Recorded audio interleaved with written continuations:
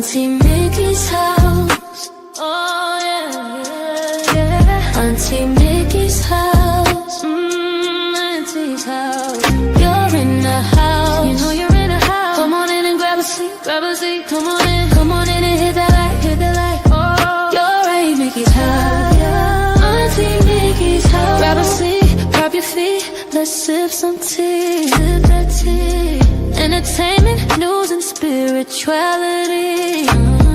From the culture to the fun, Auntie sets the tone. Sets the tone. With a laugh and a truth, she holds the throne. She holds the throne, yeah. Auntie Mickey's house. Come on in now. Auntie Mickey's house. Oh, Auntie's house. You're in the house. You know you're in the house. Come on in and grab a seat, yeah, yeah. Come on in and hit that light. Don't forget now.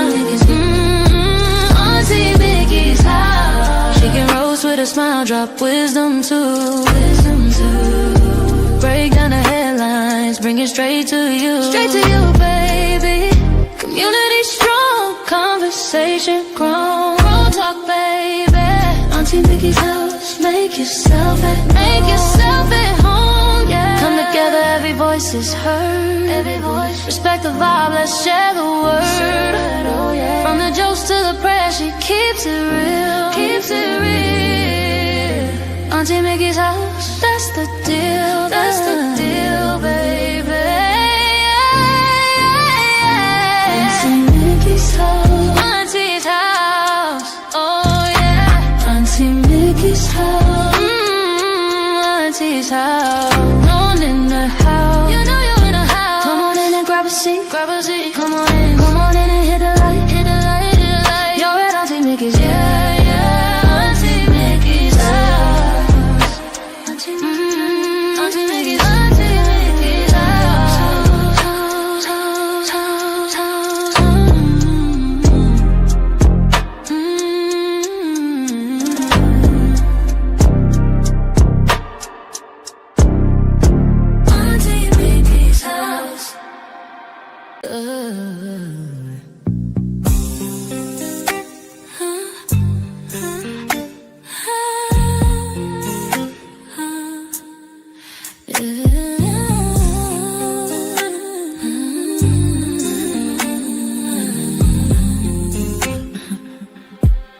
It's Auntie Mickey's house. Oh yeah, yeah, yeah. Auntie Mickey's house.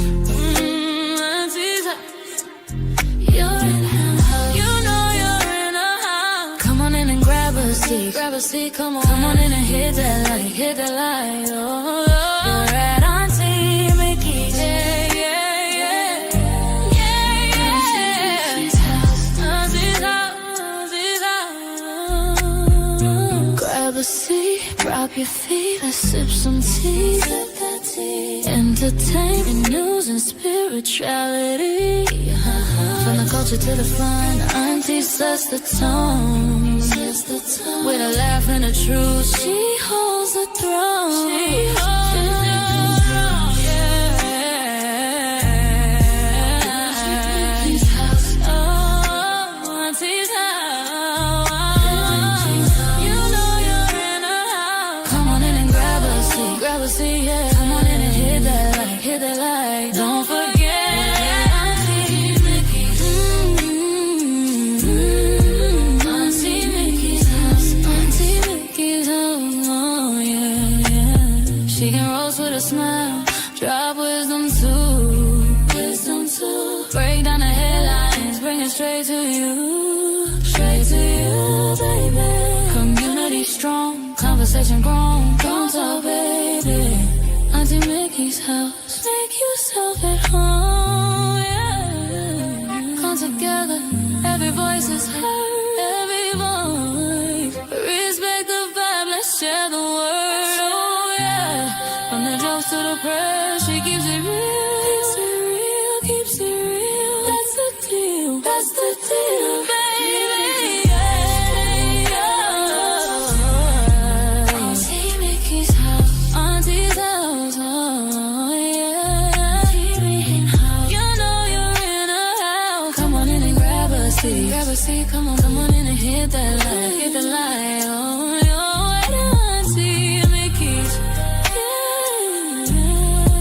Auntie Mickey's house, Auntie Mickey's house, Auntie Mickey's house. Oh.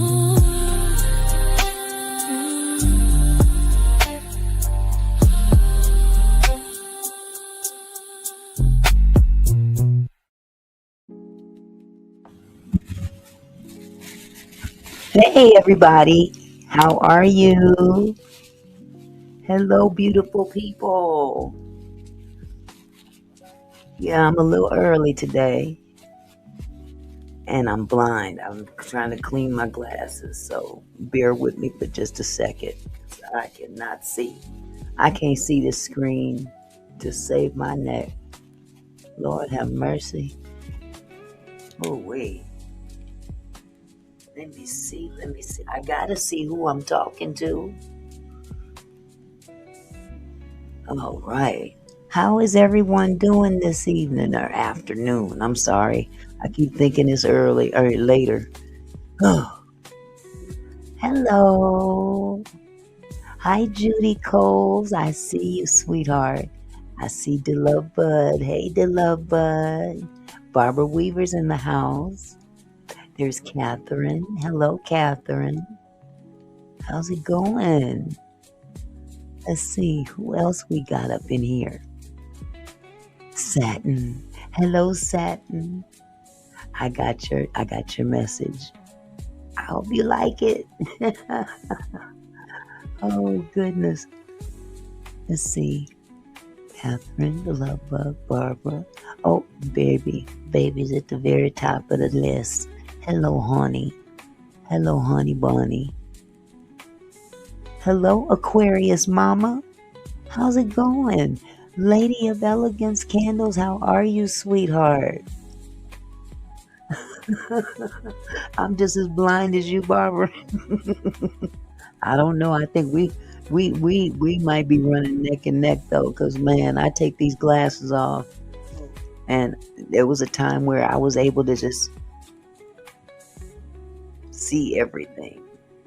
I can see far away, but I don't see what these words are on the screen, and they're right here. They're right here. So it's time for some new glasses. I need to have my glasses turned up. Hello, Discerning A. Happy New Year to you. Yeah, Aquarius mama's in the house. Actually, literally in the house. She's downstairs. Her and the kid. Tell Zamir to come here, Janae. I'm going to have Zamir say hello to everybody.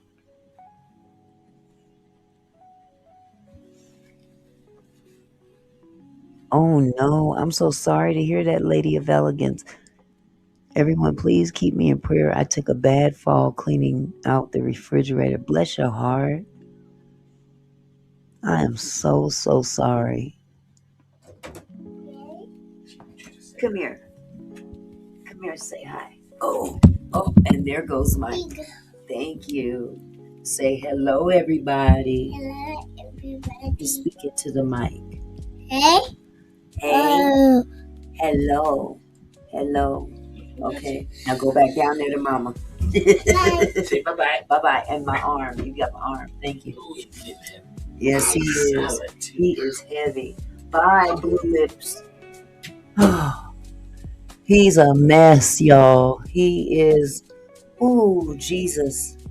You would think that was one of my own grandchildren. But that's one of my kids I used to watch. They come back. I must have done something right because they come back. Oh, goodness. But yes, him and his older sisters here with their mom visiting. I said, but hey, I got business to tend to. So welcome on this Friday, top of the weekend. Glad to have it. I've had a wonderful 2 weeks of no daycare, and I loved it. Oh, I loved it. I was supposed to, well, actually, I was supposed to open back up today, which technically I did open up, and the baby didn't come. So that gave me another day. Hello, Yolanda. I see you lurking. I see you lurking. Okay, hold on just a second. I saw a message from Satin. Where is it? Where is it? The baby walked in when I was about to reply to you. I love, love, love. Good. I'm glad. I hope you put it to good use, sweetheart. I really do.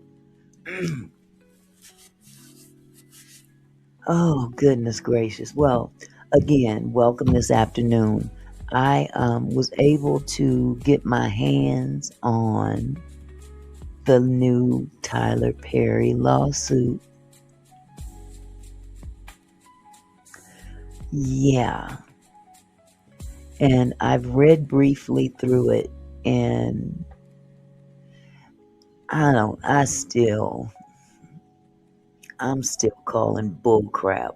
I'm sorry. I mean, if Tyler is doing this kind of stuff out there, then, he's stupid.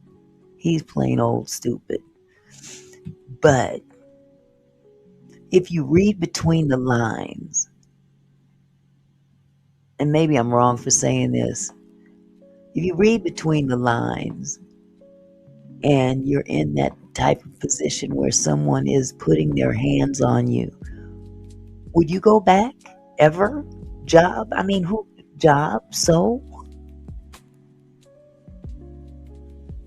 J. Brown, Virginia. She was laid back on the couch thinking about bananas. What are you talking about? J. Brown, what you talking about, love? Yes, this is the same second man. This is the most current lawsuit, Lawanda. By the way, Lawanda, how you doing? I didn't see it at first. No, I don't think he is either, Barbara. That's why I'm saying, fool me fool me one time, shame on you. Fool me twice, shame on me. Okay? And all this stuff took place back in 2017. I'm looking at timing.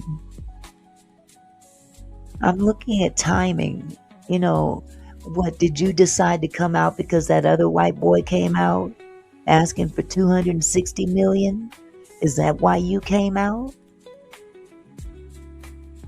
We're going to go over this lawsuit because there's text messages and stuff in here that y'all need to see. There's, pictures and stuff that y'all need to see, that you can come up with your own conclusion. Okay? It's just weird to me. I'm like this. As a woman, if I'm going for a job that is a job that just meets my dreams, okay, and the boss is interviewing me, first of all, why are we going to your house for an interview? And you got all kind of other studio space, you got employees, but why do we have to meet behind closed doors, just us? He's got a full staff of people. Yes, he was, Lawanda. That's in this lawsuit. We're going to talk about that. Okay. Hello, Bendall. How are you, love? So it's things like that, Lawanda, that make me go, Hey, Retreader. How you doing? And Happy New Year to you too, Bendall. It's so good to see you. Yeah, exactly. Exactly, Lawanda. It's all in the lawsuit. We're going to go over it. We're going to go over it. You ain't had no contact with this man for a couple years now, and you just out of the blue texting him back for asking him for money. Uh-uh, uh-uh. But I don't care how good the job is, how big the dream is, okay? You violate me that one time, do you think I'm gonna go back? Ever? And if I do go back, do you think I'm gonna be alone? If this man put his hands on him inappropriately,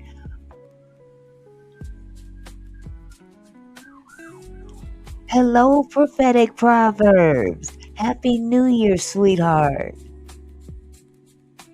Yes, Lawanda, I believe that as well. Another motion to dismiss. There's some things in here that are going to be questionable, very questionable, especially in front of a jury, you know. But anyway, and also, I don't know how many of you follow Danny Robertson, but last night, Danny Robertson had a live stream where it was a contest that people could call in and mimic a scene from a movie.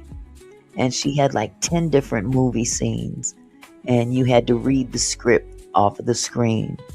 And I think I won like 2.5 out of 10. So pat me on the back, pat me on the back, pat me on the back. I think I won. You told Harpo to beat me.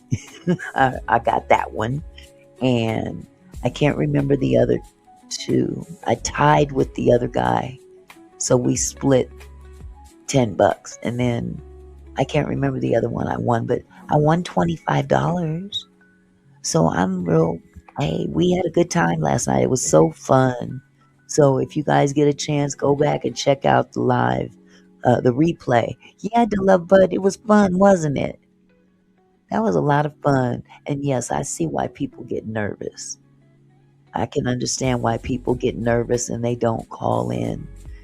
So it came down to me and what was the other gentleman's name? Murph, Mr. Murph, I think it was. And then Danny, of course, she did her thing too. So hold on just a second. LaWanda said, my thing is there may be real victims and they may be denied of any allegations that they endured because of these people wanting money. That's what I'm thinking. It all comes down to the dollar bill. And it diminishes victimhood. It really takes away from those that are victimized. Because a real victim, in my opinion, and this is just my opinion, a real victim ain't going to go back to be victimized again and again and again and again just for a job. And ironically, he only had one role. He only got one role, and that was in Boo, that Halloween movie that Tyler Perry did. He was in that movie. Nothing else. But you've got a relationship with this man where you guys are literally texting back and forth. And you know what we used to say back in the day when girls used to flirt with the dude and wouldn't give him none, or, spending all their time paying attention to this guy, but when it comes down to the real nitty gritty, they called them cock teasers. That's called a cock teaser, or leading someone on. And it's also possible that Tyler wants somebody that keeps saying no. Maybe it's, a thing that maybe he's that narcissistic that it's a challenge. Maybe he's looking at this guy as a challenge, but there has to be some accountability on the individual claiming victimhood as well. You don't continue to put yourself in those positions if that's the case. and then asking him for money on top of it. Not outright asking. Let's make that clear, y'all. He didn't come right out and ask for money, but he eluded, and you'll see in the text messages, he alluded to the need of money. Oh, my teeth, and I can't get to the dentist. My Beverly Hills dentist is in prison for fraud. You broke, but you gotta. Why are you going to a dentist in Beverly Hills if you so broke? I'm just wondering. I'm just wondering if dry begging. Ooh, child, I've had my girl. Listen, I done had my share of them kind of people come around. Only come around when they need something. Hello, Rachel. How are you? But and then alluding to the need. That's the kind of thing I'm talking about. And that's what I'm hearing in these text messages. You ain't reached out to this dude, what, twice since you guys cut each other out. I don't know who cut who out, but you now all of a sudden you pop into his text messages again. I'm my tooth. I don't have money. I would never ask you for a thing, but yeah, right. Dry begging. That's a good one to love, Bud. That's a good way of calling it. Dry begging. Mm, mm, mm.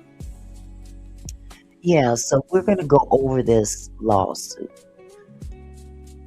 with a semi-fine tooth comb because it's a 23-page lawsuit, and I know y'all don't want to sit here and read the whole thing, but we're going to get to the important stuff. Okay? So, hold on just a second. Let me pull this up.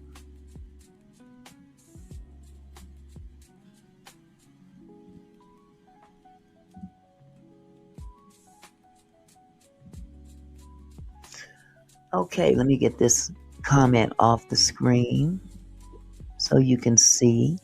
And as a matter of fact, let me minimize these comments on the screen as well. Make them small at least. Matter of fact, well, no, they can stay up. They can stay up.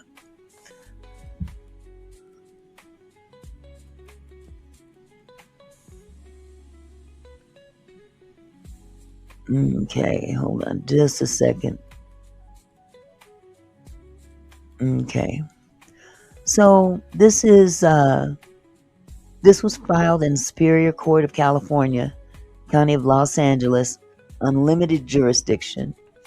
Mario Rodriguez, an individual plaintiff versus Tyler Perry. Yes, Tyler Perry. Let me fix this screen real quick. Oh no, let me go another route. No, let me go this route. Matter of fact, you know what? Let me get this banner off of here. It's so big. Let me get it off of here. That's still too much.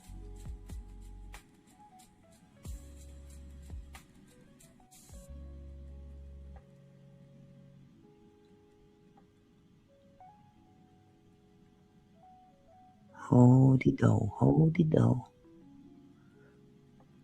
I still have yet to master this thing.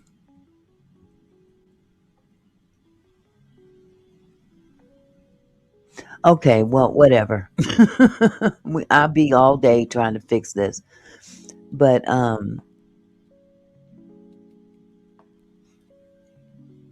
Mario Rodriguez, the plaintiff, versus Tyler Perry, an individual, and Lionsgate Films Incorporated, which is Tyler's company. They're the defendants. And the complaint is number one, sexual assault.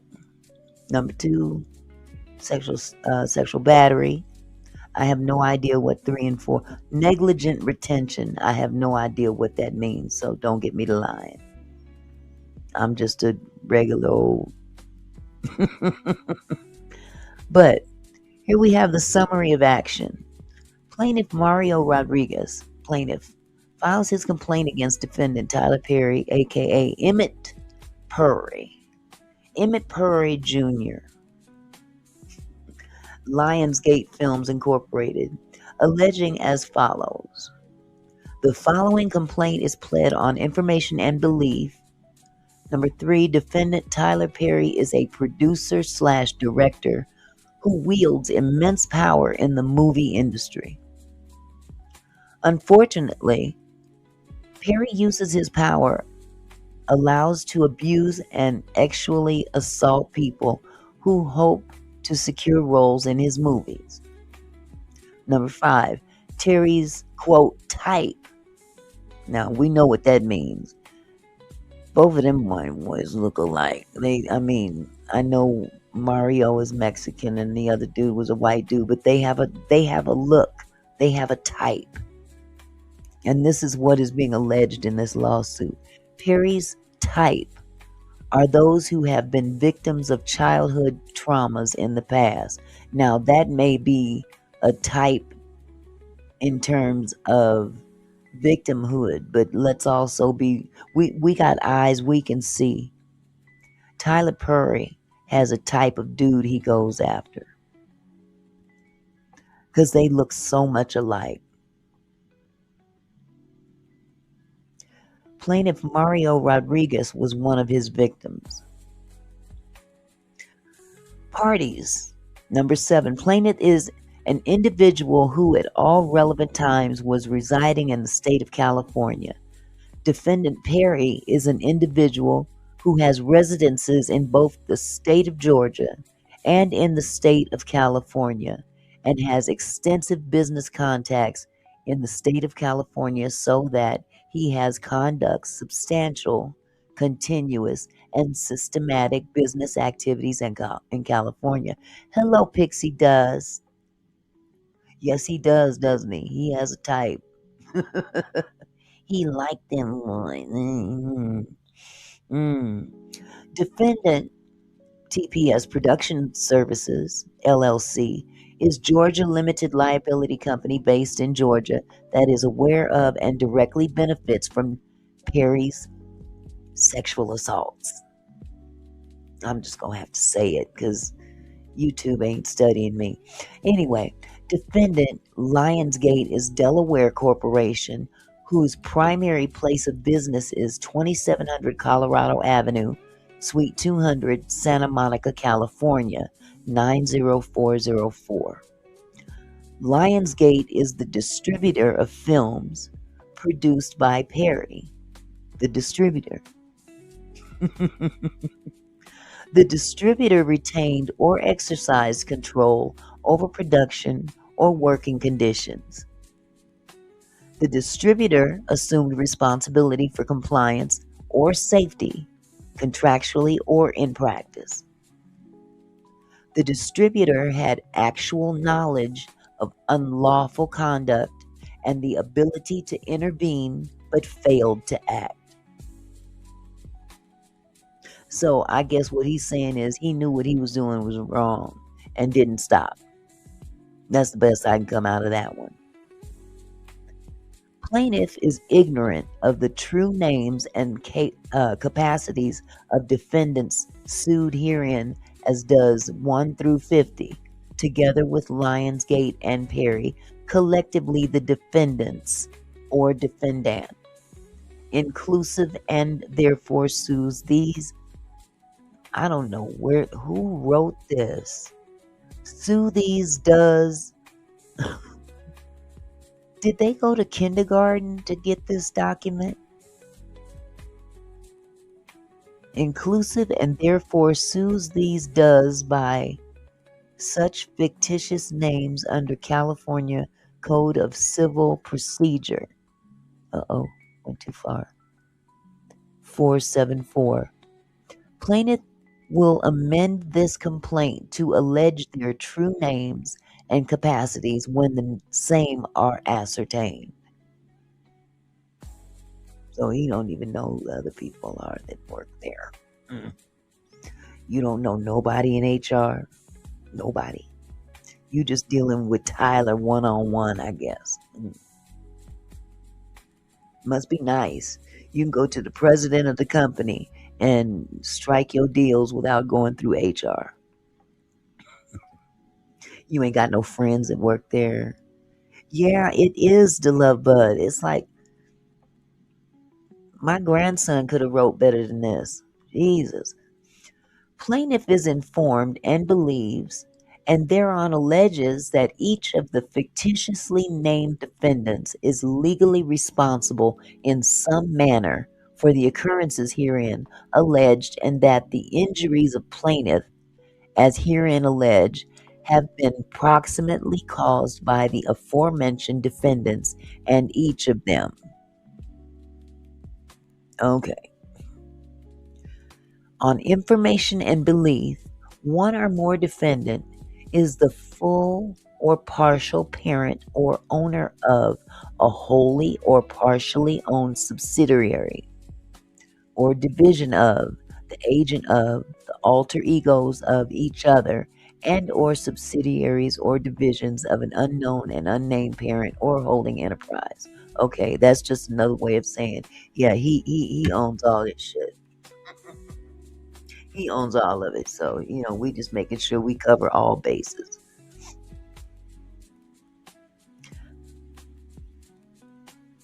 Plaintiff is informed and believes, and thereon alleges that each of the defendants named herein has at all times relevant to this action been the officer, agent, employee, and or representative of the remaining defendants, and has acted within the course and scope of such agency and employment, and with the permission and consent of the defendants.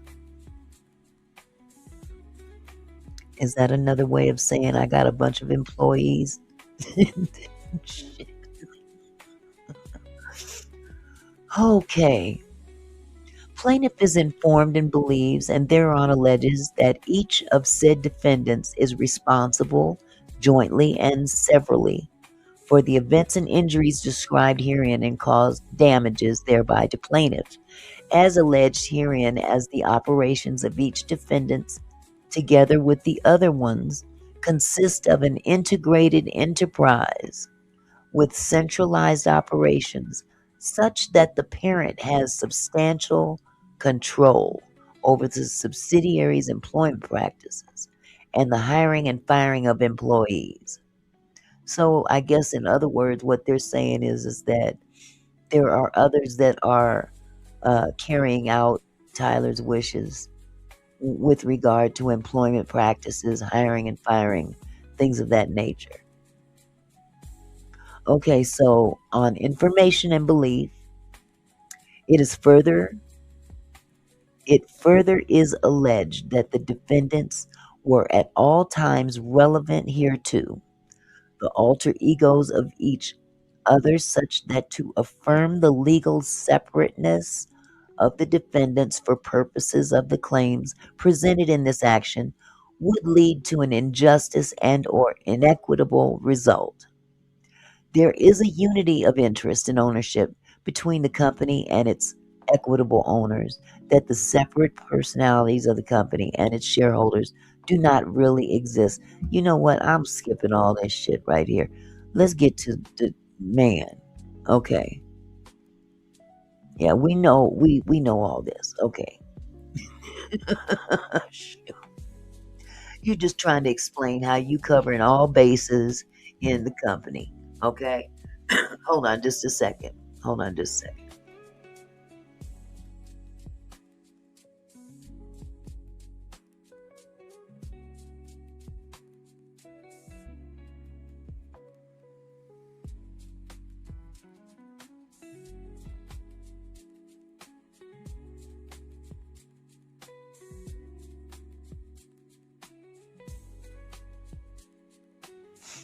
Okay, here we go. I'm going to skip a lot of that stuff. Let me go down here under venue and jurisdiction, down here, 23. All of the injury and the harm caused by defendant to plaintiff happened while Perry was in California and was directed at Mr. Rodriguez in California. The California Superior Court also has jurisdiction in this matter because the individual's monetary damages and restitution sought herein exceed the minimal jurisdiction limits of the Superior Court and will be established at trial according to proof. Venue is proper in Los Angeles County pursuant to CCP 395A and CCP 395.5 in that liability arose there because the assaults and battery that are the subject matter of this complaint occurred in Los Angeles County. And we're going to skip all the rest of this other stuff. Mr. Rodriguez was a resident of California from 1985 and throughout the end of the relevant time period, and the actual assault and battery by Mr. Perry continued and extended into the relevant time period where Mr. Rodriguez was a resident of California. Mr. Perry has a residence in California, and the wrongful events described herein that form the basis for the complaint happened in California. The harm caused by these sexual assaults also occurred in California. On information and belief, defendant Tyler Perry has engaged in similar sexual assaults in California. Now that last lawsuit, Derek, he had to move his to Georgia because that's where it all went down. That's where it all went down. So he had to move his lawsuit and his, everything had to go to Georgia and out of California.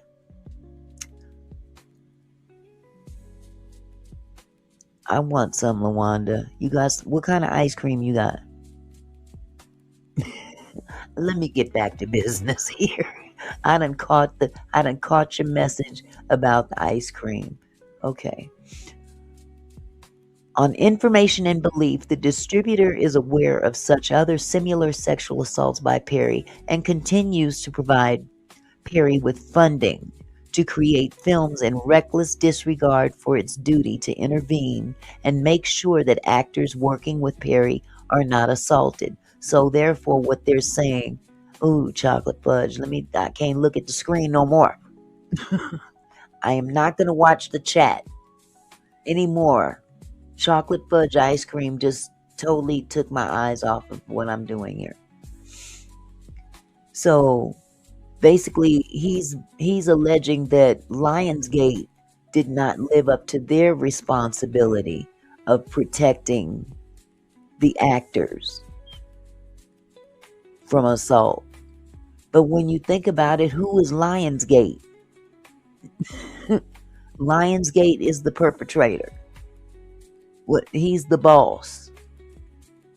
Anybody working for Lionsgate, are they going to come up to Tyler and say, man, look, stay away from that guy? What you mean stay away from that guy? Man, do you want your job? You better get up out of here. Hi, Cece. California has a strong interest in allowing its residents to recover for injuries sustained, even if the claim would be time barred in another state.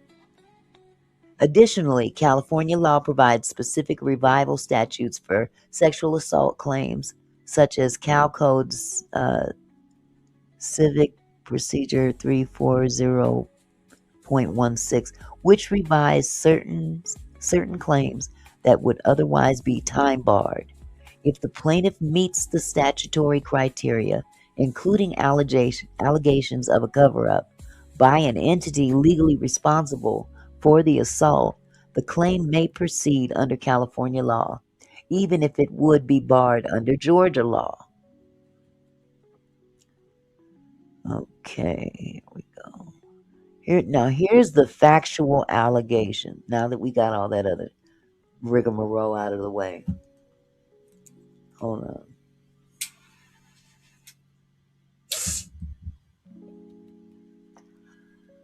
Mr. Rodriguez began his career as a model in 2013.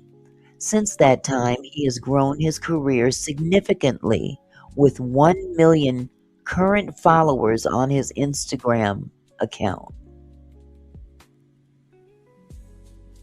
Okay. Instagram is not necessary. Oh, let me shut up. Mr. Rodriguez has, among other things, modeled for Fashion Week in Los Angeles, hosted events in Europe, and appeared and hosted at the Latin Grammy Awards. So I guess that does make him kind of a big wig in that respect. In 2015, while working as a model, Mr. Rodriguez regularly worked out 3 to 4 times a week at an Equinox gym in Los Angeles, California. During one of his workouts, a gym trainer approached Mr. Rodriguez and told him that defendant Tyler Perry wanted to meet Mr. Rodriguez and to talk about offering him an acting role. Mr. Rodriguez was surprised and incredibly excited about the prospect of expanding his career into the acting world and working with a Hollywood mogul and megastar. Mr. Rodriguez gave the trainer his cell phone number. So basically, it kind of reminds me of in the last lawsuit where Derek was working as a little, waiter type dude for an event company that sets up these big events for these stars and whatever, having their little parties and whatnot. And the guy that ran that particular company introduced Derek to Tyler. So it's kind of like a go-between. That's the best way for me to put it. I mean, hey, if nothing else is, hey, he's a modern day pimp. Modern day pimp. I'm gonna provide the hookup, and you take it from there. Only difference is this pimp probably ain't getting no cut. He ain't getting no cut, but he's making the introduction. This dude at the gym. So clearly, Tyler has told this dude at the gym, I like that dude over there. Hook us up. Hook us up. Tell him come check me out. I got a role he might be interested in. A role in the hay. Shut up, Mickey. I'm sorry. Okay. Mr. Perry called Mr. Rodriguez later that very same day. Mr. Perry told Mr. Rodriguez that he was writing a new movie. Wait a minute, let me back up here. Mr. Rodriguez gave the trainer his cell phone number. Okay, so Mr. Rodriguez gave the trainer his phone number, and Perry called him later that evening. Got it. Okay.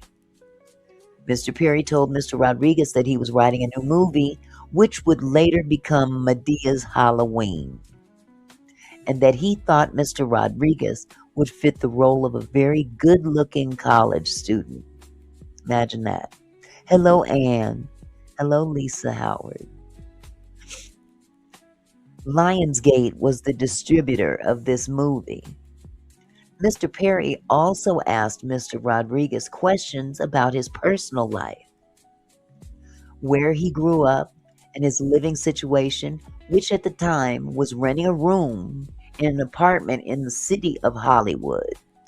At this particular time, he was renting a room, not an apartment, not a house, a room. Wow. I don't want to pass judgment, but he sounds like a brokey to me. Mr. Perry told Mr. Rodriguez that he had already found Mr. Rodriguez's Instagram modeling account and that he was impressed with Mr. Rodriguez's modeling photos. Mr. Perry asked Mr. Rodriguez if he had a manager, how he got so many followers, and how he was getting work. Hello, Kendra. When Mr. Rodriguez told Mr. Perry that he never acted before, Mr. Perry responded, "You know, Mario, I'm not a bad person to know and have in your corner. You know, Mario, I'm not a bad person to know and have in your corner." Mr. Perry told Mr. Rodriguez that he believed he would secure the discussed role for Medea's Halloween, and that he also had other roles for which Mr. Rodriguez could be a good fit. Mr. Perry explained that someone would send Mr. Rodriguez the script for Medea's Halloween and the information needed to audition. Mr. Rodriguez then received the script for Medea's Halloween. About 1 week later, Mr. Rodriguez had an official audition for the role that Mr. Perry previously described to him as a very good-looking college student. Only a day or two later, Mr. Perry personally called Mr. Rodriguez to tell him that he got the role and to congratulate him, stating, "I told you you'd get it." Clearly, the audition was only a formality given Mr. Perry's position of power and his personal desire to have Mr. Rodriguez work for him. Work it, work for him. Work it, work for him. Back and front, up and down, up and down. I'm sorry. All of this was happening very quickly, and Mr. Rodriguez was extremely excited by the career opportunities that Mr. Perry was offering. Within a few weeks, Mr. Perry invited Mr. Rodriguez and his Medea Halloween co-stars to his Los Angeles home for a meet and greet and to rehearse lines. Within a few weeks, Mr. Perry then called and invited Mr. Rodriguez to his home. This time, Mr. Rodriguez was invited alone. Red flag, red flag. Too bad, so sad. Mr. Perry told Mr. Rodriguez about other projects that he was working on and reiterated that Mr. Rodriguez could be a good fit for roles. Mr. Rodriguez was thrilled and felt grateful to have met Mr. Perry, to be given this role, and for Mr. Perry taking an interest for additional roles. Throughout the conversation, Mr. Rodriguez thought to himself, "This is my big break. This is my big break. Oh my goodness, finally I'm going to come up out of this one room and I'm so broke and I can't pay attention. Finally going to come up out of here. Yeah. And Big Dog gonna make it happen. Big Dog gonna make it happen." Ooh, pimp game, pimp game. Mr. Perry told Mr. Rodriguez that he had some time between shooting Medea's Halloween and that wanted to spend time with him. Wait, what is it? Mr. Perry, I don't know who wrote this. Jesus. Mr. Perry told Mr. Rodriguez that he had some time between shooting Medea's Halloween and that wanted to spend time with him and to get to know him better. Mr. Perry then suggested that he make them alcoholic drinks. After the two began to drink in the kitchen, Mr. Perry told Mr. Rodriguez to follow him to his theater room to watch a movie. Mr. Perry told Mr. Rodriguez to keep his cell phone in the kitchen because, quote, there are cameras everywhere, unquote, and they're always listening. Mr. Rodriguez found the request strange, but complied because it was Mr. Perry's house and he did not want to risk offending him. Mr. Perry led Mr. Rodriguez to the theater room and put on a movie. Within a few minutes, Mr. Perry began to continually pause the movie to ask Mr. Rodriguez questions. Eventually, Mr. Perry began to ask more vulnerable and personal questions, including questions about Mr. Rodriguez's family of origin, his childhood, and his personal traumas. Mr. Rodriguez was in a very vulnerable state and became noticeably emotional. Oh, he struck a nerve. He struck a nerve. I'm so sensitive. Oh my goodness, I've been through so much, Mr. Perry. Help me out. I'm so broke. Yeah, LaWanda. Mr. Perry told him, you have a lot of trauma in you. And believe it or not, we have a lot in common. Mr. Perry told Mr. Rodriguez to stand up and said, come here, man. Let me hug you. Mr. Perry hugged Mr. Rodriguez and said, it's not your fault. In the moment, Mr. Rodriguez could not help but feel that Mr. Perry was trying to reenact the famous scene between Matt Damon and Robin Williams from the acclaimed 1997 movie Good Will Hunting.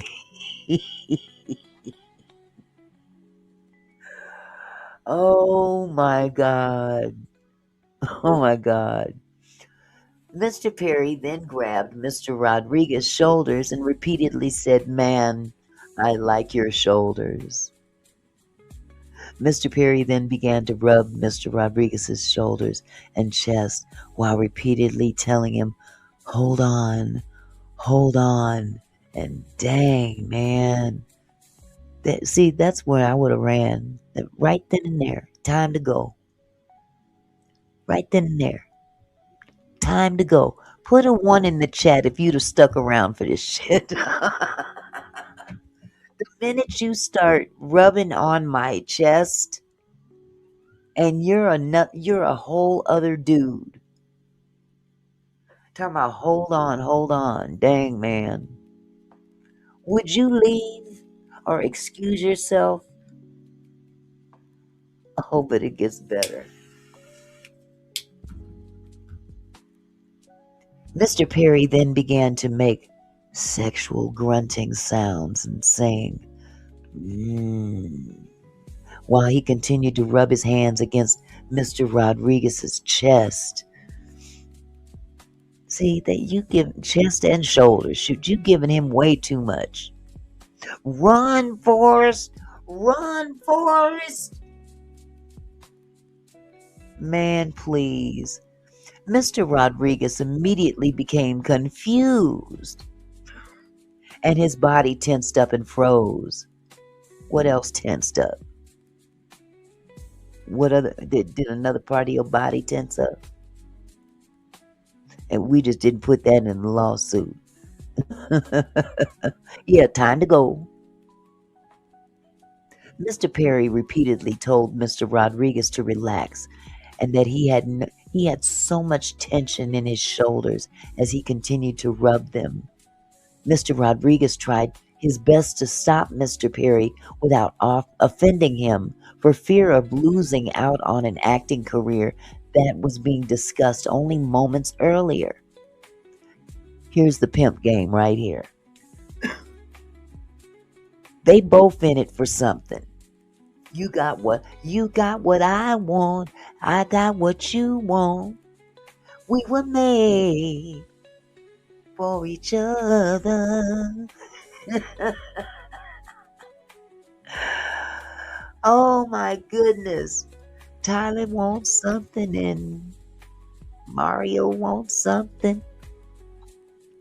Mario, or should I say Mr. Rodriguez, then stepped away and sat back down in his chair, hoping that Mr. Perry would just continue the movie.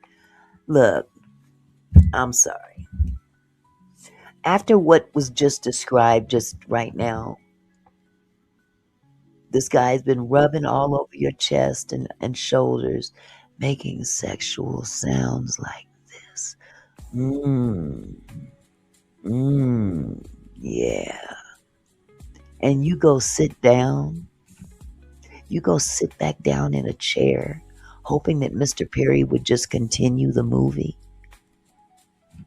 Maybe you should have at least excused yourself from the room, go to the bathroom or something. I mean, fight or flight. Fight or flight. Instead, Mr. Perry sat right next to Mr. Rodriguez. Of course he did. You know why? Because the dude stuck around to be sat next to. Instead, Mr. Perry sat right next to Mr. Rodriguez. Mr. Perry then put his hand on Mr. Rodriguez's leg and began rubbing his, oh Jesus, his inner thigh right next to his gadonk, his penis. Mr. Perry told Mr. Rodriguez, "It's okay," while he continued to rub his thigh. See, I'm sorry. I'm sorry. We talking about two grown men. We're not talking about a man overpowering a woman physically. Groceries. There's another dynamic here. This is broke against rich. Broke against rich. But the difference in the two scenarios, when you're talking about an individual that is using their masculine power over a feminine power, there's a physical way that masculine power can hold that woman hostage physically. But there's nothing other than the perception of potential wealth in the future that would hold this man in the presence of this billionaire. If I just endure a little bit, maybe I can get a little change. Maybe I can come up out of this one room apartment or whatever it is. There's a different dynamic here, and we're talking about victimhood. There's a big difference between victimhood that you willingly tolerate for a greater good, hello, and victimhood from someone who is in a position that they're being violated for no apparent reason other than the fact that they're right there and they want you and you don't want them in that respect, but they don't have anything that is going to keep you there. That man wants to keep that woman there and violate her. He's going to hold her there and force her. There was no force. I think that's the point I'm trying to make. There was no physical force involved in what I just read. The only force was what this individual who is enduring being touched is allowing himself to be touched for the sake of possibly getting to come up. Does that make any sense to any of y'all? See, we want to put victimhood in one big box and treat every victim is the same, and they're not. Now, being a victim is awful. It is. Especially when you're physically forced. That's the key. Physically forced or manipulated against that person's will. This person right here had the capability to put a stop to that man putting his hands on him. Am I right? But Tyler had something that he wanted. He wanted that job. He wanted that come up. You know, Tyler can dangle all carrots in the garden in front of you. But it's up to you to decide where your morals are. What are you willing to do? What are you willing to compromise to get that come up? See, in essence, it's just like, Tyler is without coming right out and telling the public, he's a sugar daddy. He has no problem taking care of young men. He has no problem telling them, look, all I want is for you to meet my needs every now and then when I need you to, and I will take care of you. What is that? That is a sugar daddy.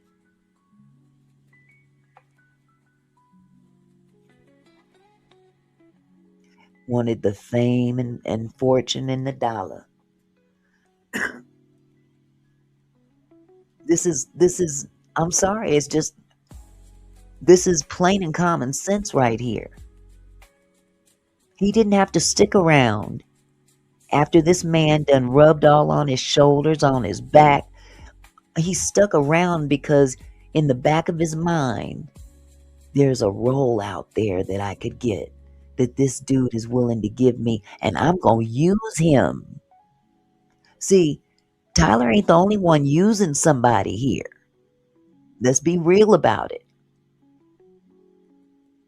Mario is using Tyler just as much as Tyler is using Mario. The only difference is that Mario's broke and Tyler's a billionaire. That's the only difference.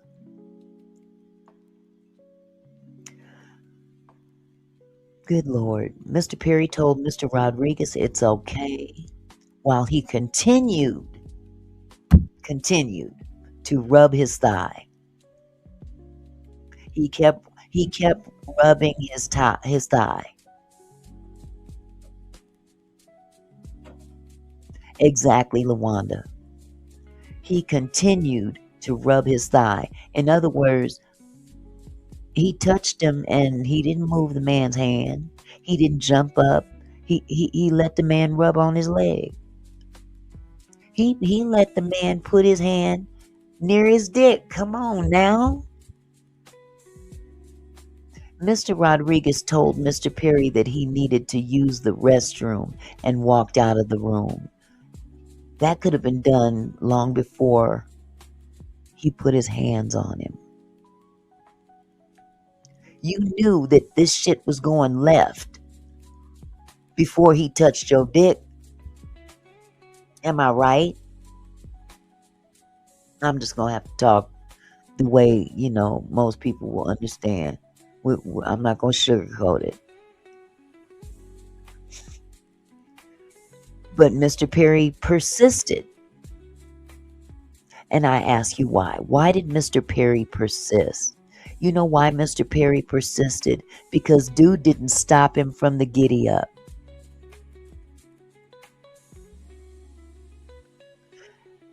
Mr. Perry persisted. Mr. Perry told Mr. Rodriguez, just relax. I promise I'm a good guy to know and have in your corner. Yeah, he's sweet talking him now. You just need to relax and stop being so tense. And man, if you would just come, I would take care of you for the rest of your life, and you wouldn't have to worry about anything. And I know you'll come around. He was able to say all that shit. Dude stood there and heard it, so clearly he didn't run. Mr. Rodriguez repeatedly tried to play off Mr. Perry's comments as a joke. Are you kidding me?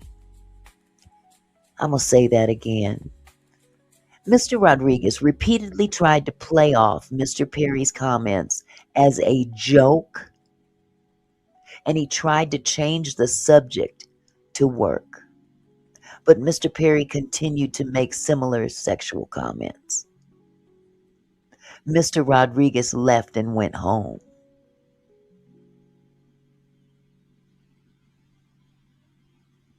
This is crazy. Mr. Rodriguez repeatedly tried to play off Mr. Perry's comments as a joke. There is nothing funny about what you just described here in this lawsuit. This is nothing close to a joke.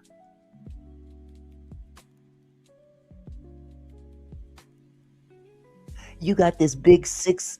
How tall is Tyler? 7'12", 7'3", big dude.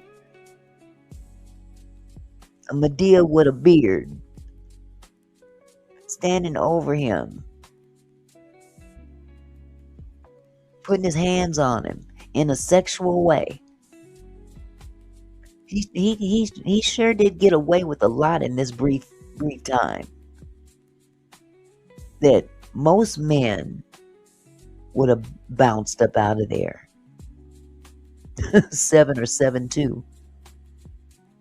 But if and I look at it like this: we all growing here.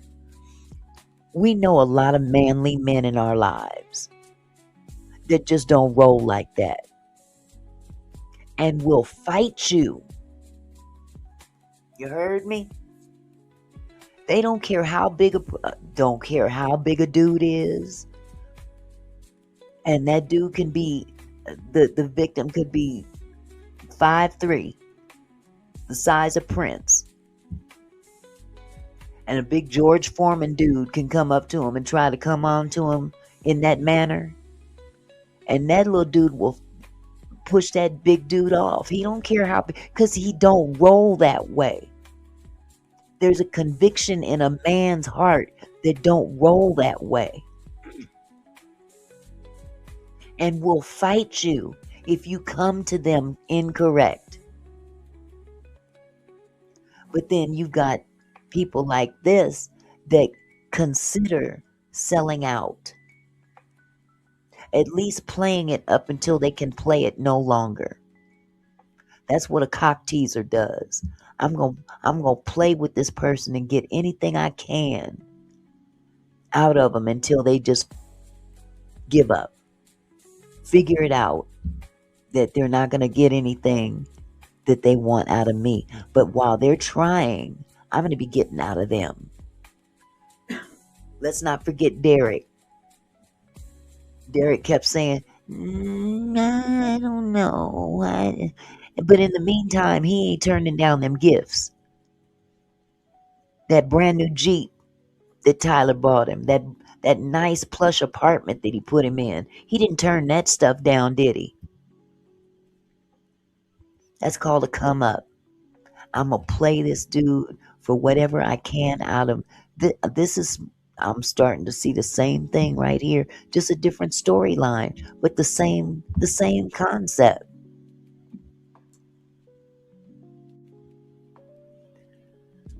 Shortly thereafter, filming for Medea's Halloween began in or around January of 2016 in Atlanta. And these are pictures of Mario I guess in his dressing room. And then here's another scene. I guess he's across from Medea. I'm not sure what that expression on his face is supposed to mean, but he don't look too pleased. But that's just part of the scene. Mr. Rodriguez was extremely hopeful about the opportunity and posted a photo of himself preparing for his lines. So that would be this picture right here. Right here. Mr. Rodriguez was in Atlanta for roughly 1 week of filming before he returned to Los Angeles. During the shooting for the film in Atlanta, Mr. Rodriguez only saw and interacted with Mr. Perry on the set. Smart dude. You got what you wanted now. You ain't gotta rub elbows with him. Mr. Perry did not sexually assault or attack Mr. Rodriguez in Atlanta on set, but Mr. Perry was not done. Now they're creating a storyline. Mr. Rodriguez was no longer working for Perry at this time, and all contracts and agreements with Perry had expired. Mr. Rodriguez remained in Los Angeles, and the two continued to exchange messages. Boom. Tyler gave him a little role in the movie, and this dude was like, "Oh, I'm going to take advantage of this relationship." Line 63 right here. Mr. Rodriguez remained in Los Angeles, and the two continued to exchange messages. In 2017, after filming for Medea's Halloween concluded, Mr. Perry again began to invite Mr. Rodriguez to his home so that he could tell Mr. Rodriguez about scripts I'm writing, and yet again, how Mr. Rodriguez may be a good fit for some of the roles, including a role for Medea's Halloween 2. There's that carrot. He's dangling that carrot. And the rabbit wants it. He wants that carrot so bad that he's willing to stand there and possibly endure some things he don't want to endure. But that's a choice you make. Nobody says it's right, but nobody's holding a pow-pow to anybody's head. Based on Mr. Perry's representations and Mr. Rodriguez's hopes to grow his career, Mr. Rodriguez agreed to visit. Yes, I'm going to read that again. Based on Mr. Perry's representations and Mr. Rodriguez's hopes to grow his career, Mr. Rodriguez agreed to visit. During these first few visits to Mr. Perry's home, so he made more than one visit. Imagine that.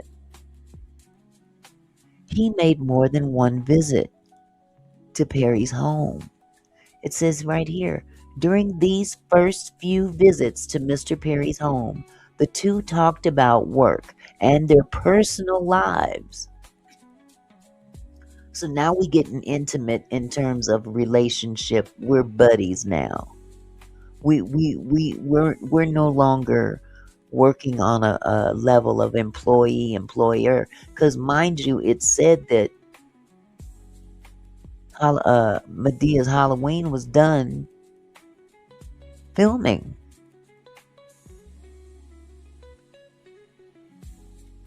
Mr. Rodriguez was no longer working for Perry at this time, and all contracts and agreements with Perry had expired. So at this point in time, when we get right to here,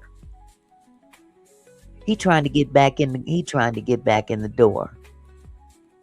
And Tyler's giving him opportunity, telling him about some things that he's got coming down the pipe. This is the guy that was rubbing on your dick, sir.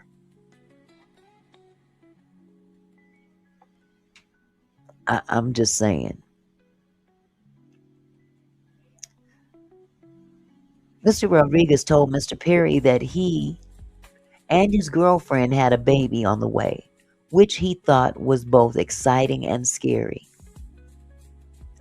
After a couple of visits, Mr. Perry then again began to make more sexual comments to Mr. Rodriguez about Mr. Rodriguez's physique and appearance, and to ask him graphic sexual questions.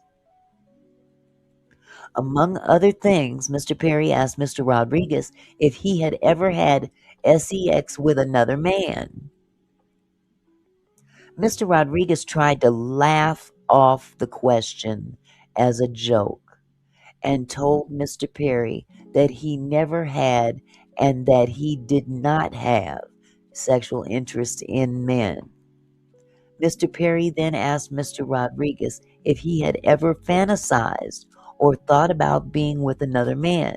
Mr. Rodriguez said no. Here we go. Stop right here. Let's stop right here. You know what way this dude rocks, okay? And you claim you don't rock that way, and I give you credit. I give you credit.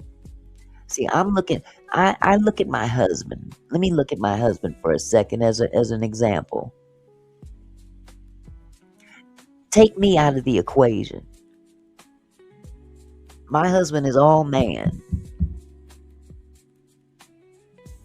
Preacher or no preacher, he will become unglued if a man, Tyler Perry or anybody else, tries to come on to him in that manner. Do you think my husband's going to keep going around him? It don't matter how much money Tyler make. This is the kind of thing I'm talking about. When you compromise what you stand for, that's where some folks just don't believe in God. If it's meant for you to have, God's going to provide it for you. You ain't got to screw nobody for it. He'll give you those opportunities. But we'll talk about that on a later date. Mr. Perry was aware that Mr. Rodriguez was financially stressed out about having a baby. As a result, he told Mr. Rodriguez, if you would just give in to me, I would take care of you and you would never have to worry about anything again. Absolutely, Luanda. And even if it wasn't in a godly way, he would get down on he'd get on his knees and repent later, but he would check him. It may not even be godly. Somebody in some places, look, this stuff that's going on right here, a brother might come out of his whole, you know what, and end up in jail. You did what to me? You touched me? But we're being real. This is lawsuit jingle. But let's talk about real life. If someone don't roll that way and someone else comes up on them and pushes up on them like that, 9 times out of 10, at least in our community, somebody gonna get sopped. You don't let another man touch you in that manner and think, well, if I just act like it's a joke, it won't happen again. No, that ain't how we handle things. That's not how we handle things, male or female. Mr. Perry also told Mr. Rodriguez that Perry was himself sexually molested as a kid and that he had a lot of trauma and abandonment issues in efforts to lure Mr. Rodriguez into trusting Perry at home. Mr. Perry would then use discussion of his own traumas to sexually assault Perry. Mr. Perry, that didn't make sense. Mr. Perry would then use discussion of his own traumas to sexually assault Perry. Mr. Perry grabbed Mr. Rodriguez's leg right along his penis while rubbing Perry would say, see, I don't know who wrote this, but let me see if I can correct it. Mr. Perry would then use discussion of his own traumas to sexually assault Perry. Mr. Perry grabbed Mr. Rodriguez's leg right along his penis. While rubbing it, Perry would say, "It's all right." Mr. Rodriguez attempted to stop it and distance himself from Mr. Perry whilst trying to navigate maintaining the discussed career and work opportunities. Oh my God, this is crazy. Mr. Perry continued to push past Rodriguez's refusals until Mr. Rodriguez, in a rash, or should I say in a rush, excused himself and went home. Exactly, discerning aid. I'm not buying this. I'm hearing a lot of, you're sticking around because you want something from this man. You don't want to give him what he's looking for, but you certainly ain't running because you think you can still have what he's offering you without giving in. Because you're compromising your manhood that you claim that you don't roll like that. And a real man that doesn't roll that way would not compromise his manhood.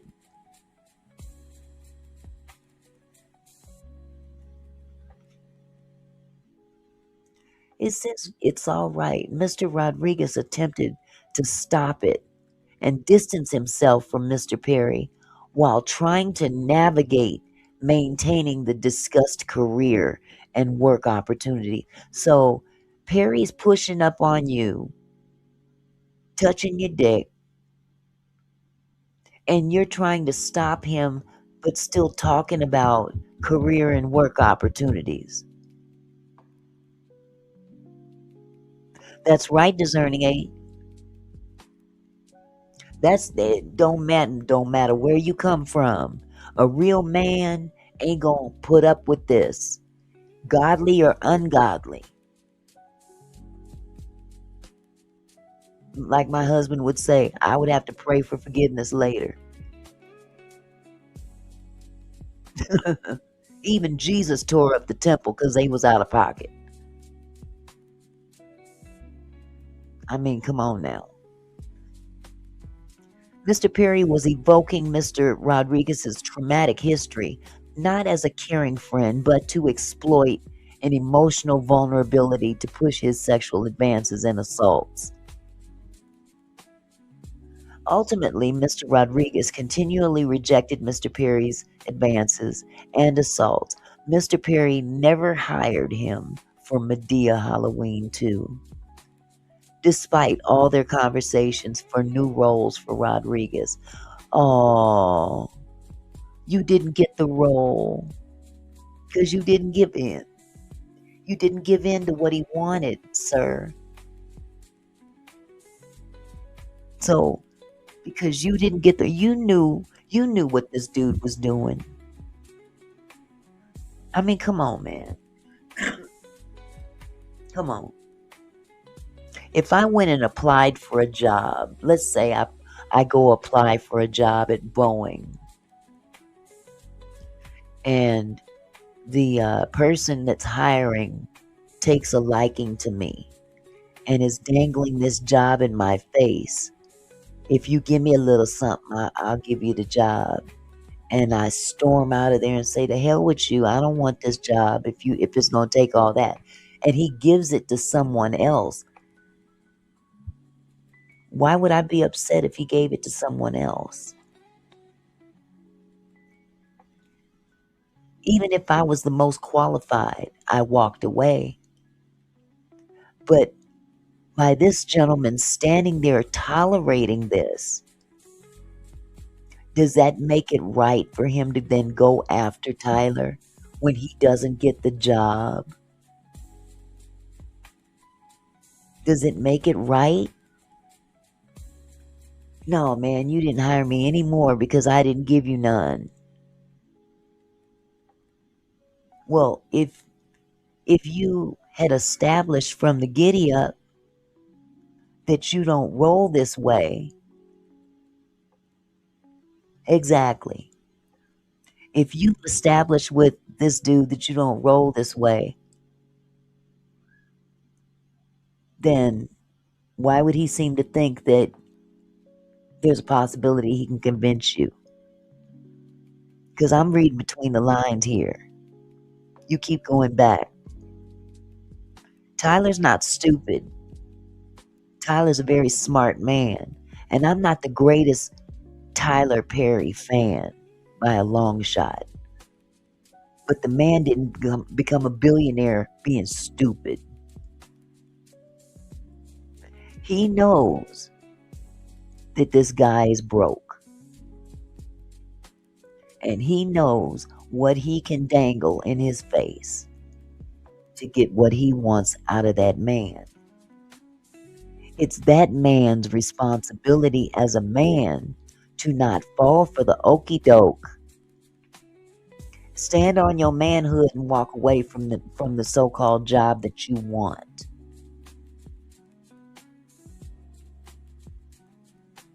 At least you'll have your dignity. But then to create these little scenarios of these things that this man, look what he did to me, look what he did to me, look what he did to me, and I still didn't get the job. Now you want to come after him? You went back to the dude and insinuated that you was a broke fool that needed money. I need my teeth fixed. But I'd never ask you for nothing. Hello, nephew. How you doing, sweetie? This is some bullshit. Let me just keep going. Okay. Rodriguez was traumatized and conflicted. He had felt like he lost an opportunity that may never come back, but he was hoping that maybe Perry would turn around. Man, how many times does this man got to grab your dick for you to understand that this is what the requirement is for the job from Tyler Perry? You keep going back to this dude. Maybe he'll change his mind.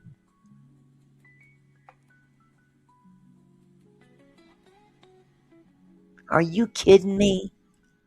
This man done grabbed your dick, rubbed all on your chest. You keep going back.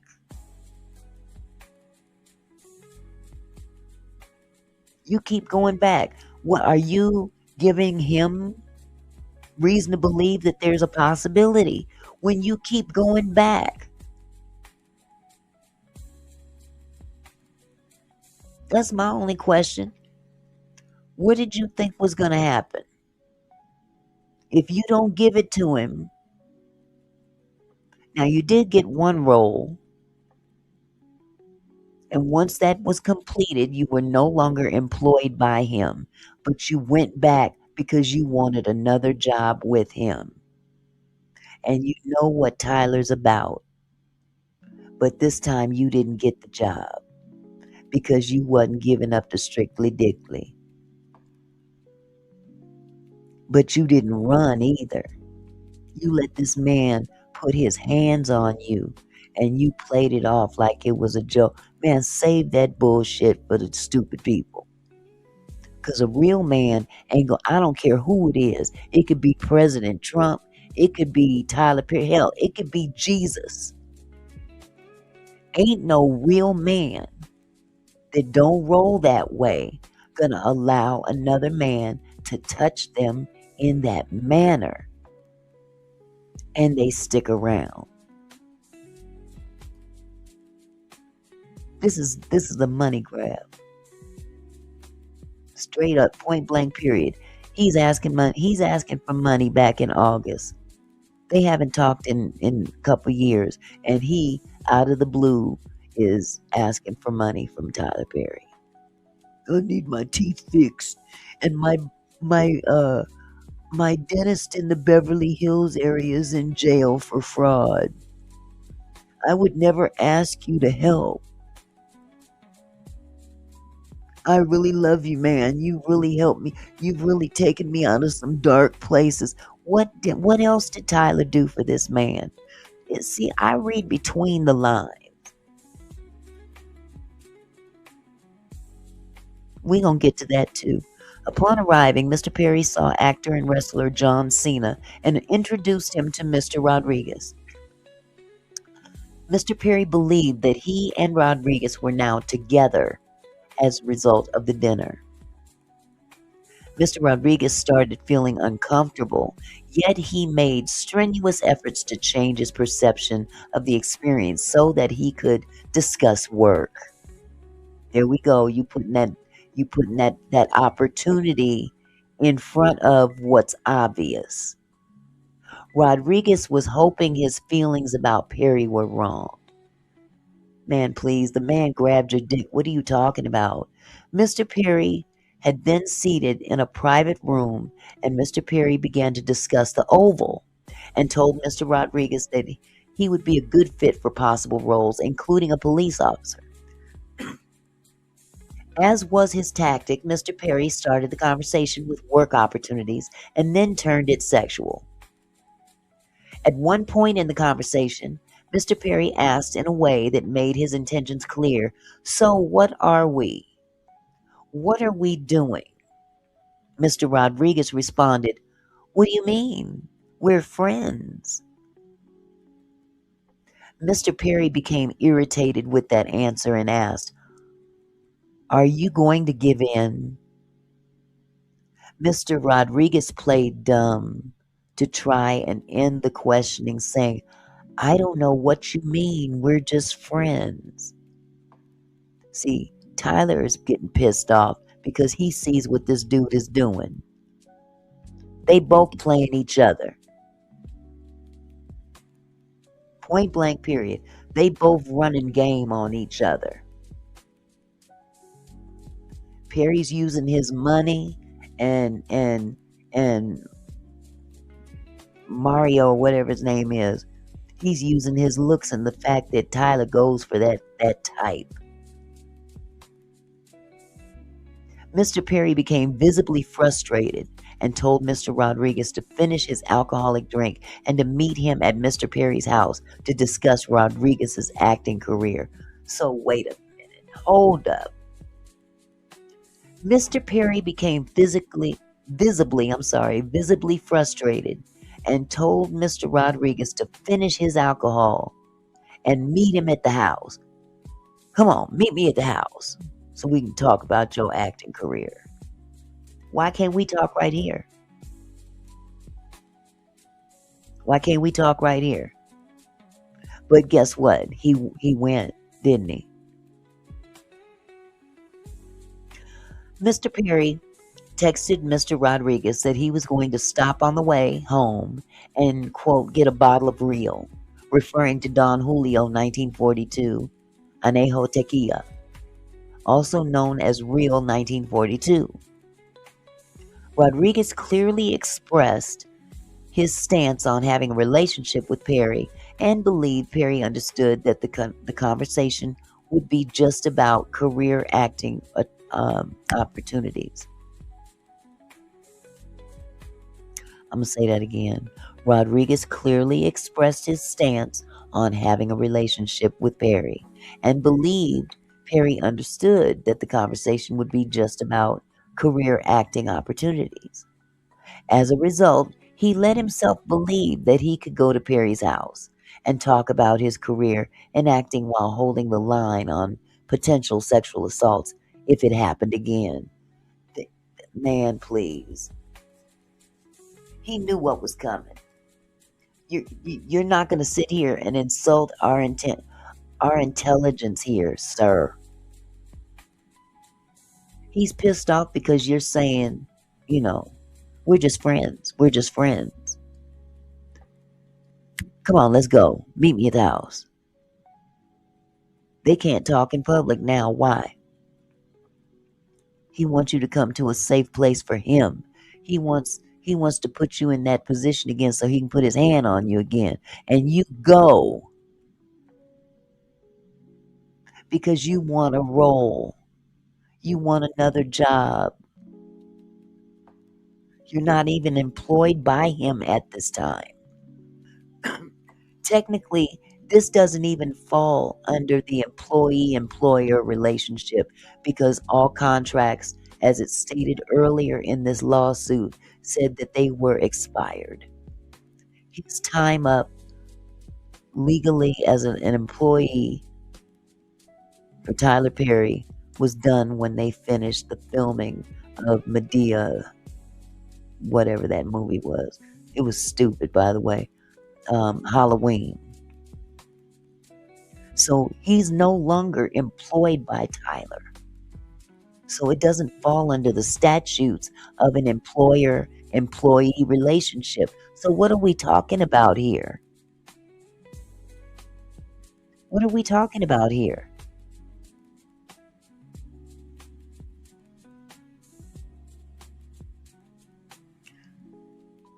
Once at the house, Mr. Perry spoke briefly about work while pouring drinks of real 1942, which made Rodriguez comfortable again.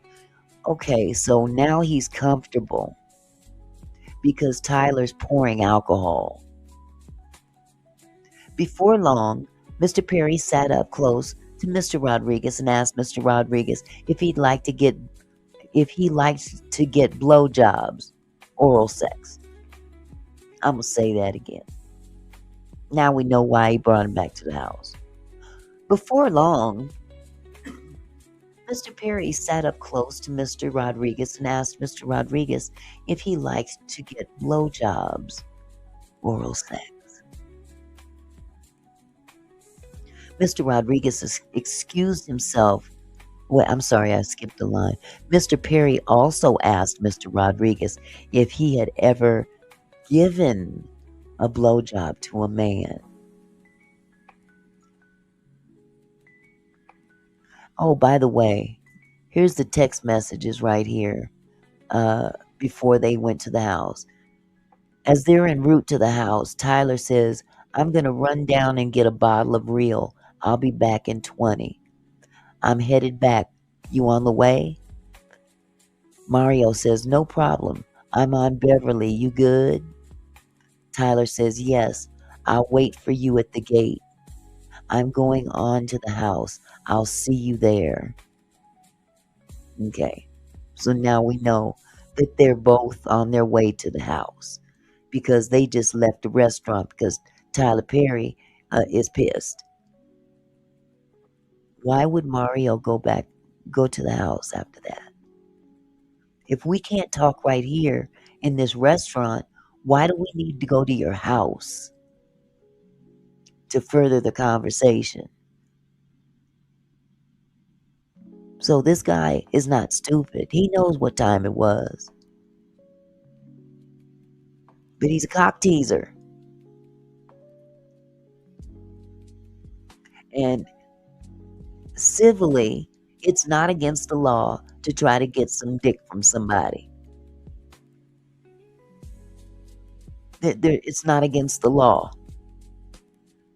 The only way that this would be against the law is, number one, it happened the first time and there was some kind of sexual assault and you never said anything about it and you terminated you've cut all ties with this person.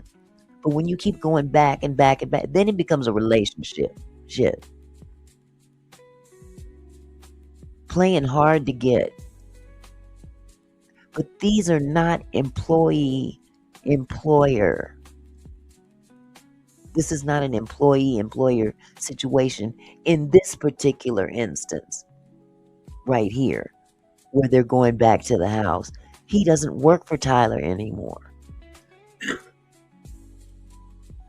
Mr. Perry also asked Mr. Rodriguez if he had ever given a blowjob to a man. Mr. Rodriguez excused himself to the kitchen to get some water, hoping that Mr. Perry would get the hint to change the subject. Right. Instead, Mr. Perry followed Mr. Rodriguez to the kitchen and poured him another drink of real 1942. Then Mr. Perry tightly hugged Mr. Rodriguez and repeatedly told him to hold on, while Mr. Perry tried to unbuckle Mr. Rodriguez's pants. Shocked, Mr. Rodriguez tried to use his body to push Mr. Perry away, saying, "Whoa, what are you doing?" Mr. Perry reached into Mr. Rodriguez's underwear and grabbed his penis. Mr. Perry was making sexual moaning noises and saying, stay here, while he pressed his body against Mr. Rodriguez and continued to grab his penis. Let me put a pin in that right there. How many men is gonna stand there with your dick in his hand and you ain't punching the shit out of him?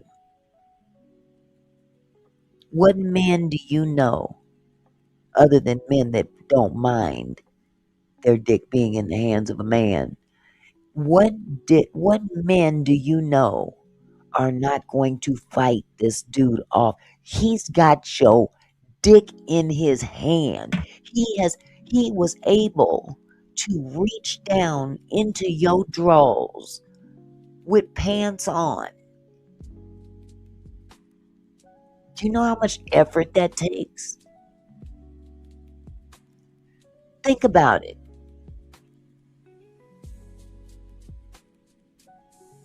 Do you know how much effort it would take for a man to shove his hand down into the pants of another man?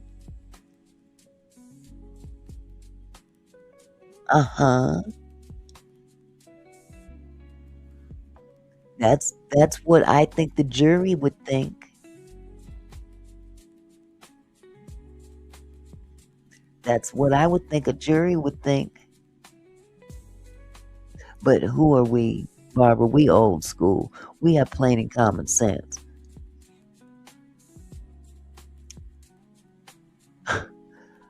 It says Mr. Rodriguez again tried to push Mr. Perry away, who responded, "Just relax, just let it happen."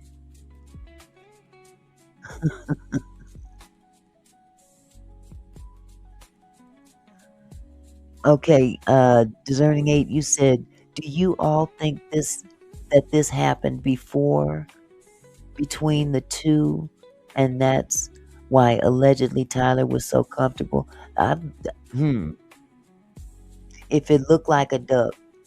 Now we can only go according to what the evidence shows, but in a jury trial, these people use plain and common sense just like we do. And you still have to apply the law. But yeah, his comfort level seemed to be a little bit more relaxed than before. Now we can't assume that they did anything, but clearly Mr. Rodriguez was not forceful enough the first time and the second time and the third time, because he keeps going back. A real man would not go back. I don't care how much money he has, especially if I'm not working for him. He is not an employee at this time. I'm not working for Tyler. I'm trying to get a job from Tyler. He's trying to get something from Tyler, just like Tyler trying to get something from him. That's tit for tat. That's not illegal. Point blank, period. Ooh-wee. Mr. Perry told Mr. Rodriguez that he should stay and sleep over since he had been drinking. Mr. Rodriguez knew that he could not stay there because he would not have been safe, and thought that Mr. Perry would sexually force himself upon him. Hell, he already has, according to what you just said. Mr. Rodriguez called an Uber ride to go home. While waiting for his Uber, Mr. Perry tried to apologize for his assault, telling Mr. Rodriguez, "Hey, my bad. Mr. Perry, afraid of consequences for his sexual assaults, then stepped away for a minute, returned, and stuffed $5,000 into Mr. Rodriguez's pocket. Rodriguez was in shock. Now, let me put a pin in this. Did he take it? Did he keep it? Did he say, "Oh no, Tyler, no, I'm not like that. You're No, you keep your money. I don't want you to think that I have any ties to you in that manner. He just basically paid him $5,000 to grab his dick. What is that? What is that? Prostitution. He accepted payment. It can be perceived as either or. This is for your trouble, or this is for my trouble. He put $5,000 in that man's pocket. Did he turn it away? Did he give it back? Or did he accept payment because he wants something out of Tyler, just like Tyler wants something out of him? So this ain't gonna look good for him in court.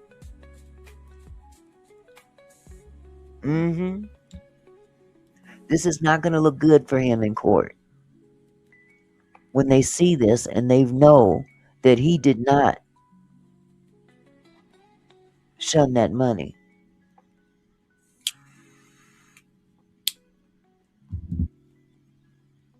The next morning, Perry was eager to feel out Mr. Rodriguez and what the consequences might be for Perry's sexual assault. Mr. Perry called Mr. Rodriguez, told him he was in the area and that he would drive Mr. Rodriguez to pick up his car, which was left at his home the prior night. Later on, December 9, 2018, Mr. Perry again invited Mr. Rodriguez to his home, texting, "How about that reel?" And "I just got a new bottle." Wait a minute, isn't that what they said earlier? No, they talked about that earlier.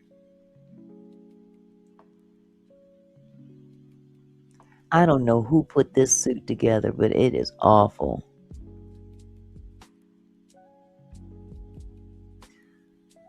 Okay, how about that reel? I just got a new bottle.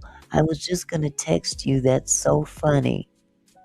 I don't know what this bubble is right here, but here it says, "Been home for a few days. My family is all in Florida."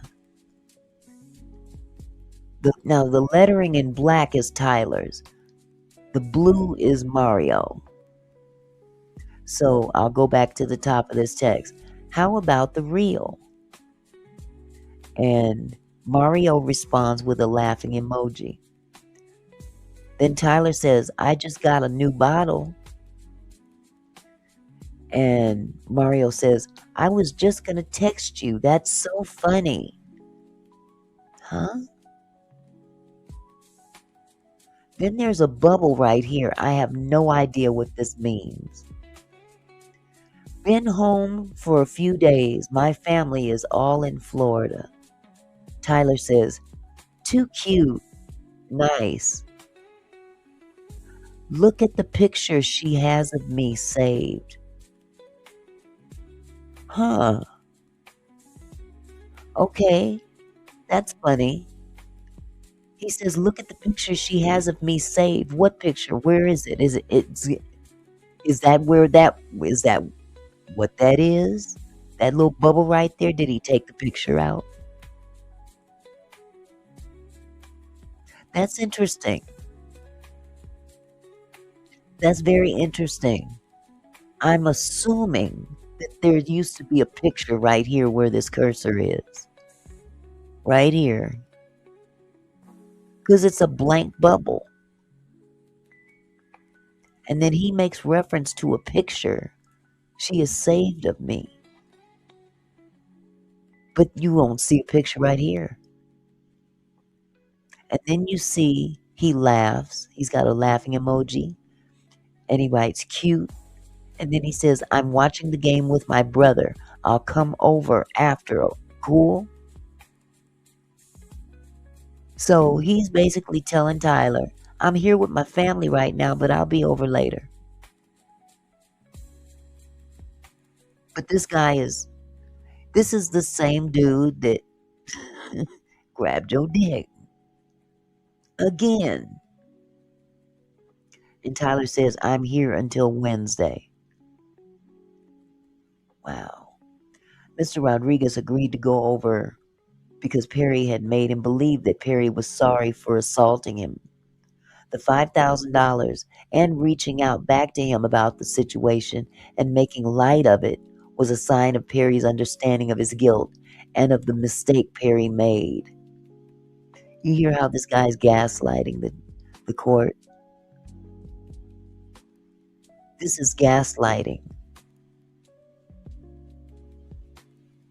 Even though a lucid Rodriguez would be concerned about a worse assault, Rodriguez could not get past the potential of living his dream of being a movie star and the fame and fortune. Get the hell out of here. I'm done. I'm done. I'm done. I am done.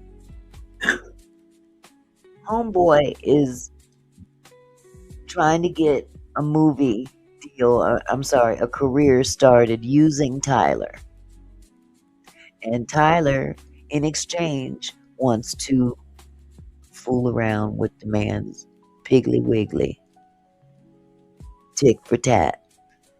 Remember, he's not employed by Tyler. It's a choice. Two men making a choice. Two men making a choice.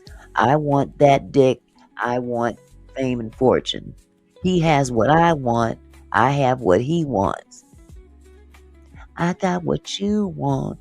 You got what I want. We were made for each other. Don't you ever think about leaving? Yeah. This is all about tit for tat.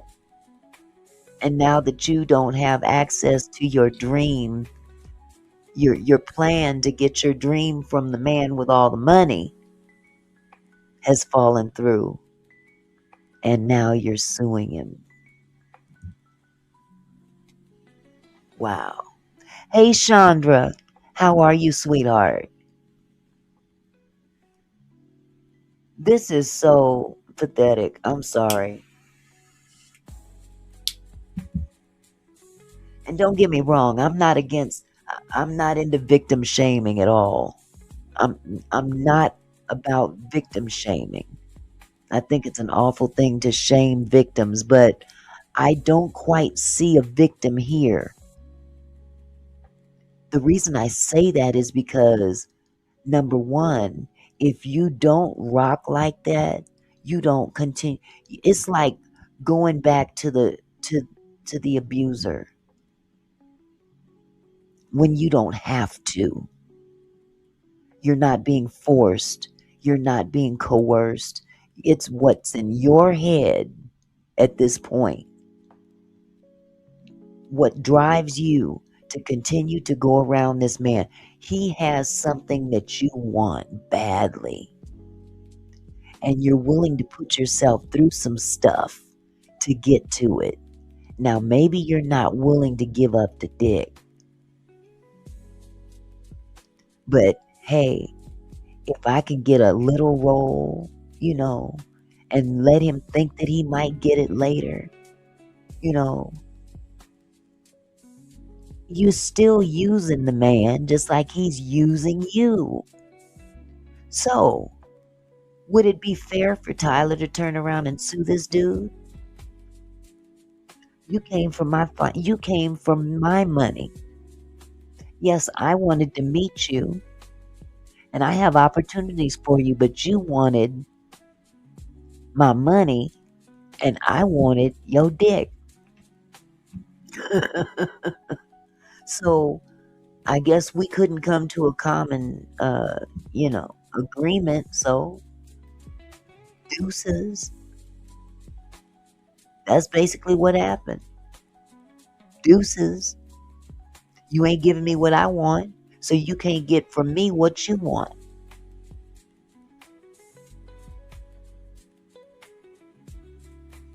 Now, granted, Tyler could be a dick and blackball this dude. However, if this man hadn't continued to go around Tyler, buddy with Tyler, they're doing all these cute little text messages back and forth. We're friends. I'm coming over to the house, and yeah, he's grabbing my dick, and oh no, and make him change the subject. And, man, please. Yes. Okay, let me see. I'm not gonna skip all this though. Wait. Let me go here. I may have to make this for tomorrow. Yeah. I think that's what I'll do. I'm gonna stop at this point right here. Cause if I read those text messages further down, I'd have to skip over a whole lot of this complaint, and I don't want to do that. So why don't we just go ahead and end the live right here? I'm going to go ahead and end the live, and we'll pick this up tomorrow, even though it's Saturday. Turn on your notifications, everybody. I will probably come sometime in the middle of the day. I'm not going to wait until night. So, yeah, that's what I'll do. I'm going to go ahead and end the live now. This is a good place to stop it. It's on page 13. Oh, thank you, sweetheart. Thank you. Yes, please come back. And y'all hit the like button, you guys. Hit the like button. Share the live. I think tomorrow's going to be just as explosive as today. You know. But these are the things that need to really be dug into. A lot of this is plain and common sense. And how we navigate life. So, I will come back tomorrow. You guys turn on your notifications. Thank you. What is your name? Ann Colico. Ann Colico? Did I pronounce that correct? Greetings from Amsterdam, Netherlands. Well, thank you. And please subscribe. Please subscribe.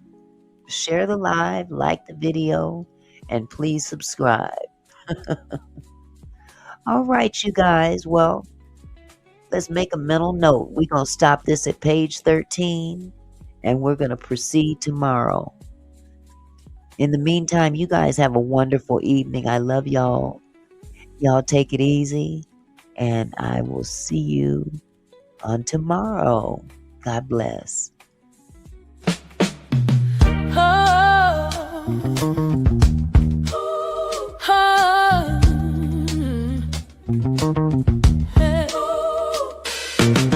Hey there, my kinfolk, thanks for stopping by Auntie Mickey's house, where we reach for the sky. Every comment and smile, you make my heart glow. Together we're strong, together we grow. From gossip to politics, we cover it all. Sharing laughs and thoughts, having a ball. Your support means everything that I know. Feels like family here in this sweet show. So let's keep it flowing, keep the love alive.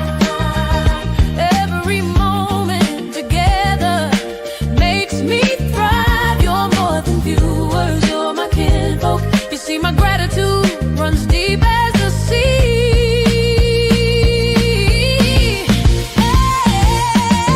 Thank you for being here, for sharing your time with each comment, with each rhyme.